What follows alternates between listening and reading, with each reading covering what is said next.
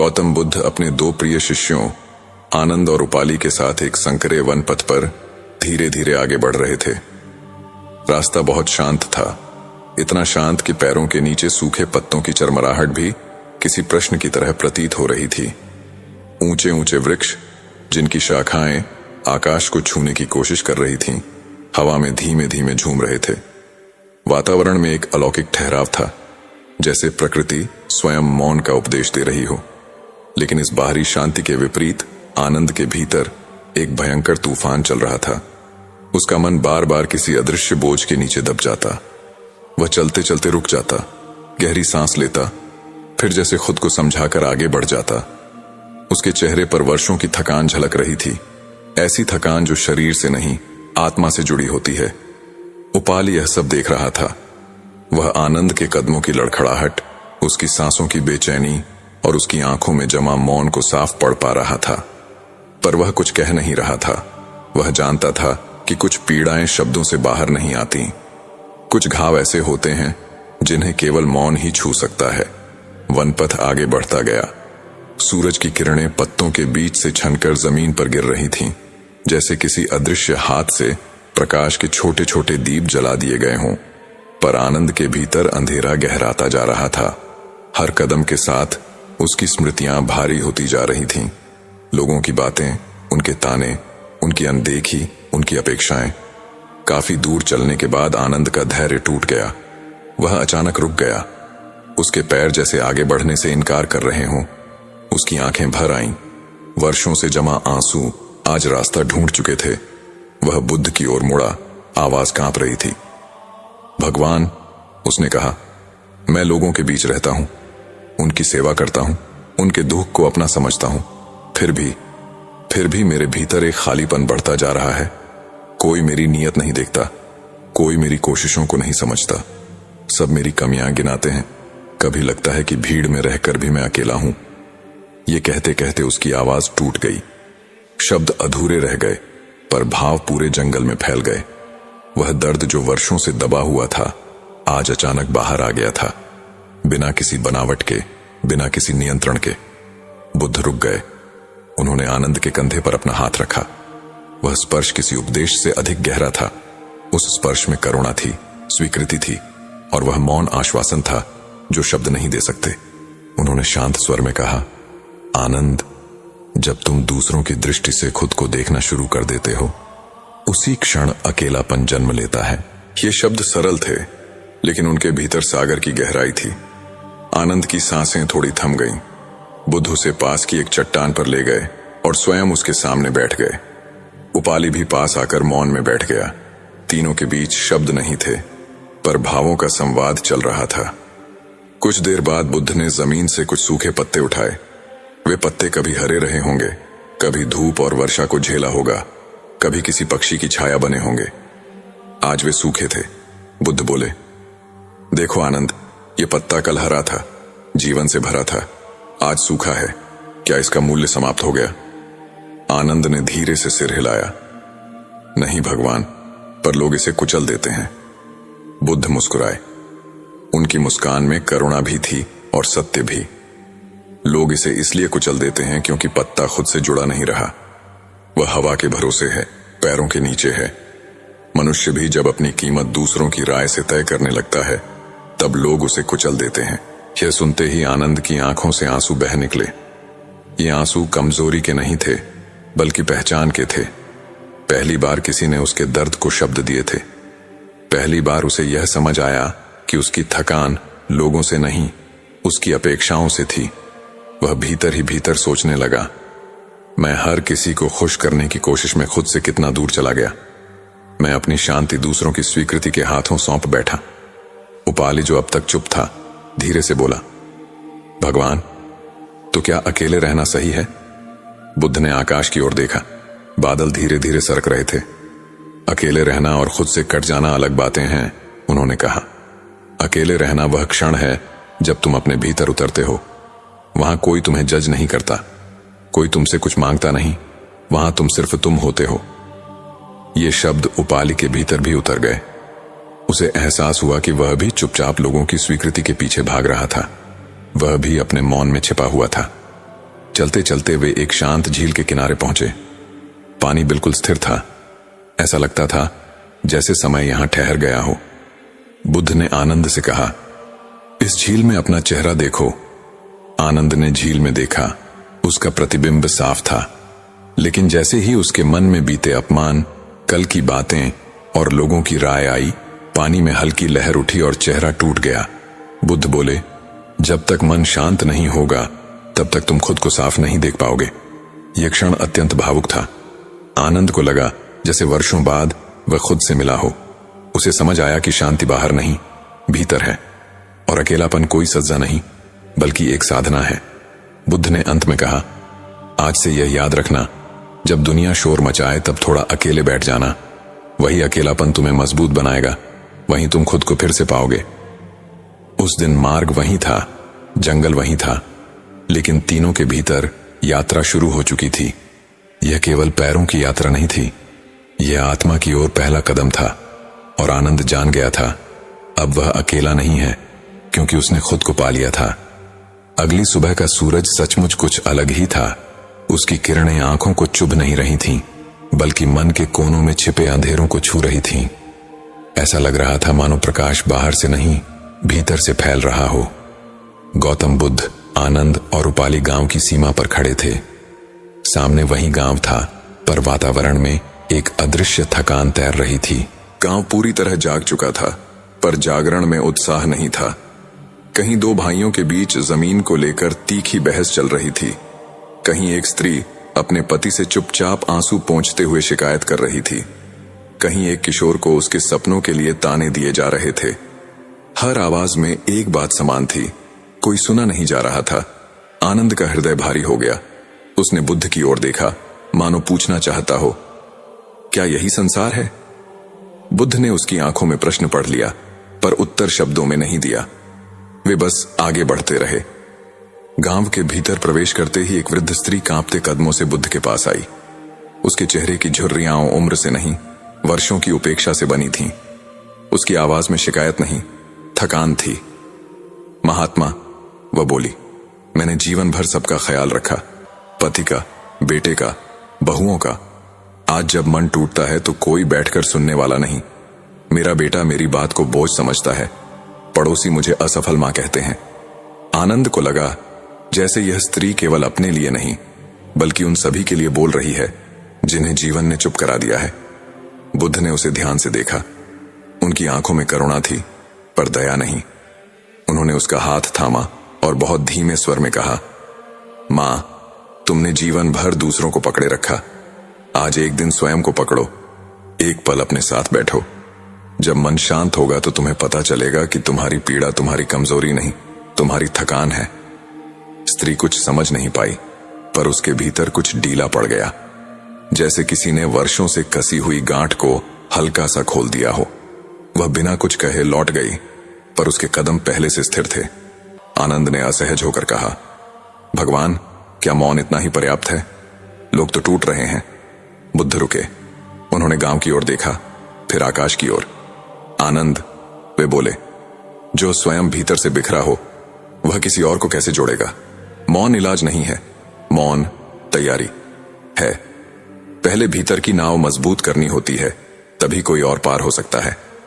थोड़ी देर बाद बुद्ध ने ऐसा निर्णय लिया जिसकी कल्पना भी आनंद ने नहीं की थी। आज, बुद्ध ने कहा, तुम दोनों अलग अलग रहोगे।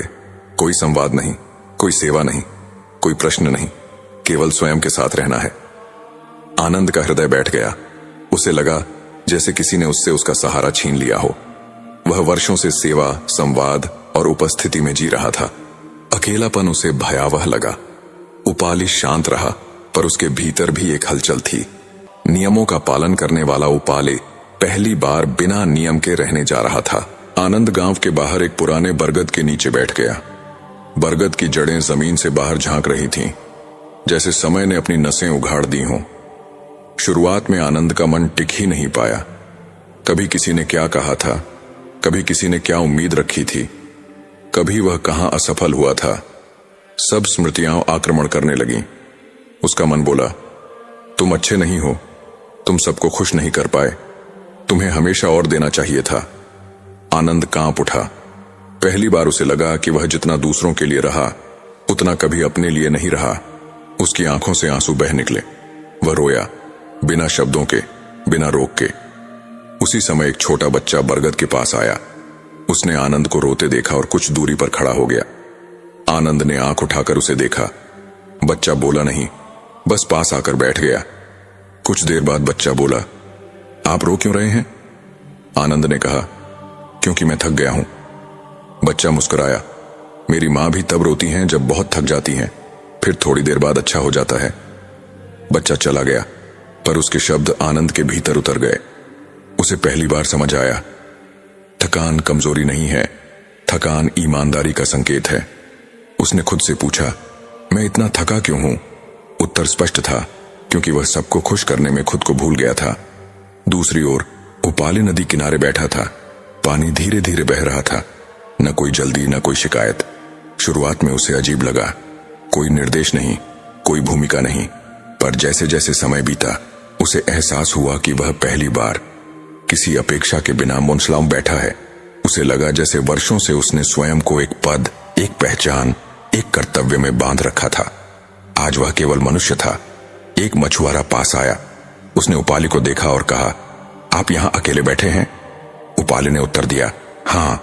मछुआरा हंसा, तो आप भाग्यशाली हैं। आदमी तब सबसे सच्चा होता है जब वह अकेला होता है। यह वाक्य उपाली के भीतर गूंज गया। उसे समझ आया, अकेलापन वह नहीं है जहां कोई नहीं होता, अकेलापन वह है जहां स्वयं नहीं होता। उसने महसूस किया कि उसका मूल्य किसी की प्रशंसा, किसी की स्वीकृति पर निर्भर नहीं है। यह अनुभूति उसके भीतर आत्मबल बनकर उभरी। शाम ढलने लगी। आकाश में नारंगी और बैंगनी रंग घुलने लगे। तीनों फिर मिले। आनंद का चेहरा बदला हुआ था। आंखों में लालिमा थी, पर दृष्टि स्थिर थी। उसने बुद्ध से कहा, आज पहली बार मैंने अपने दर्द को सुना, और जब सुना तो वह कम हो गया। उपाली बोला, मैंने जाना कि अकेले रहना कमजोरी नहीं, आत्मसम्मान है।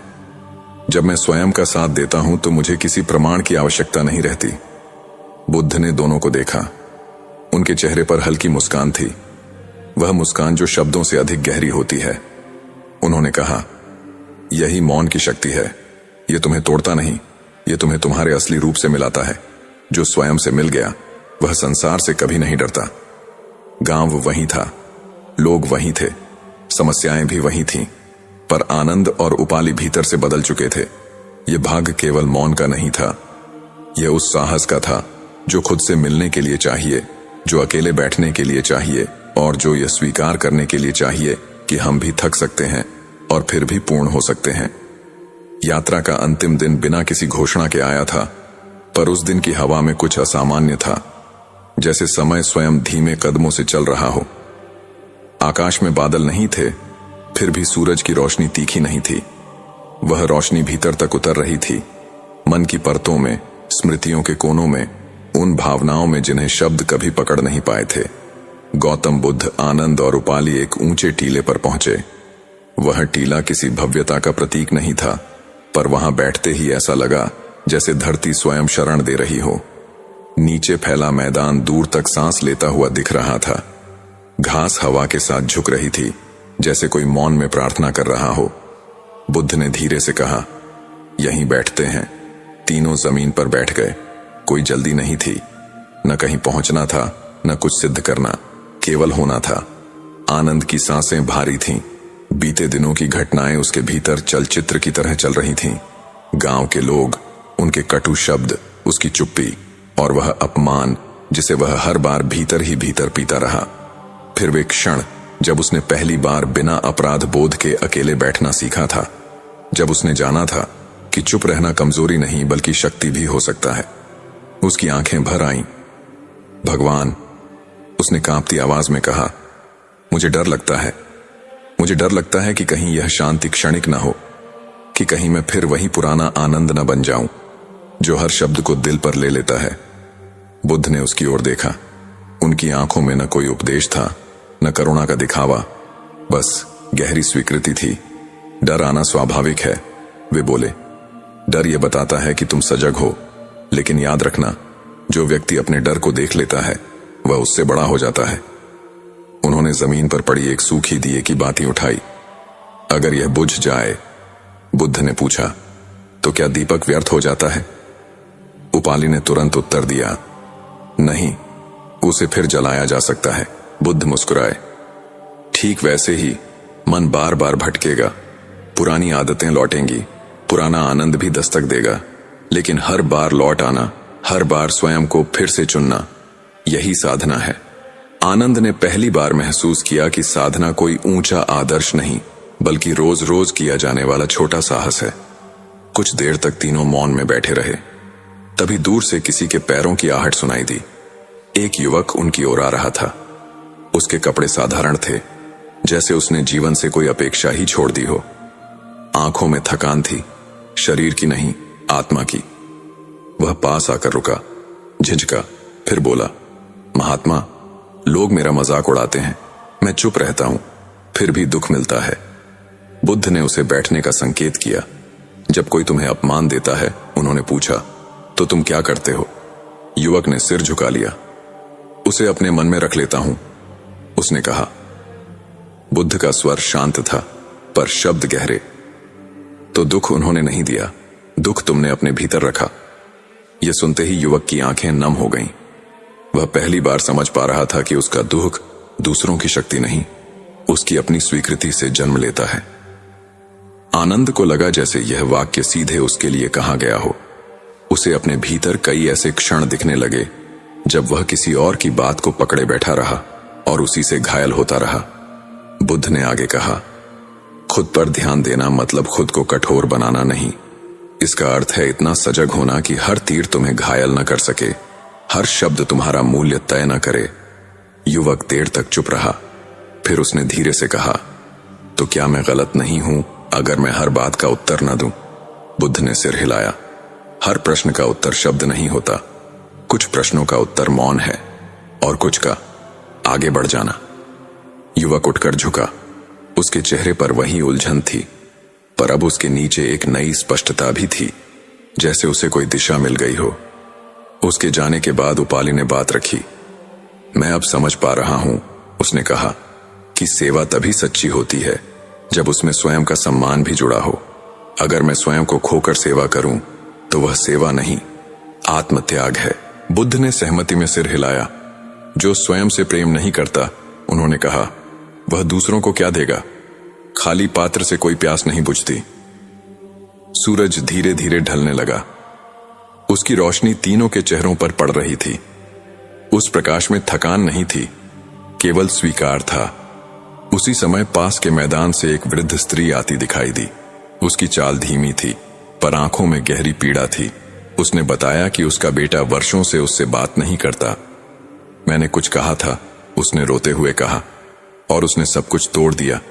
बुद्ध ने उससे पूछा, तुम क्या चाहती हो, उसका लौटना या अपने मन की शांति? स्त्री चुप हो गई। पहली बार उसने यह प्रश्न सुना था। शांति, उसने धीमे से कहा। बुद्ध बोले, तो पहले उसे अपने भीतर जगाओ। जो बाहर से चाहिए वह पहले भीतर चाहिए। उस स्त्री के आंसू थमने लगे। वह समझ गई कि किसी और के बदलने की प्रतीक्षा स्वयं को थामने से अधिक भारी होती है। जब वह चली गई, आनंद ने गहरी सांस ली। भगवान, उसने कहा, आज मुझे लग रहा है कि अकेले रहना अब मुझे डराता नहीं, अब यह मुझे सिखाता है। बुद्ध ने अंतिम बात कही, सुझाव की तरह नहीं, आशीर्वाद की तरह। आज के बाद जब जीवन भारी लगे, तब थोड़ी देर अकेले बैठना, किसी से भागने के लिए नहीं, बल्कि खुद के पास लौटने के लिए। आनंद की आंखों से इस बार आंसू दुख के नहीं थे, वे कृतज्ञता के थे। उपाली के चेहरे पर आत्मविश्वास था, शांत, स्थिर, अडिग। तीनों उठे और आगे बढ़ गए। रास्ता वही था, लेकिन चलने का ढंग बदल चुका था। अब वे भाग नहीं रहे थे, अब वे लौट रहे थे खुद की ओर। कहानी यहीं समाप्त होती है, पर जो सीख मिली, अकेले रहना, स्वयं को सुनना और खुद पर ध्यान देना,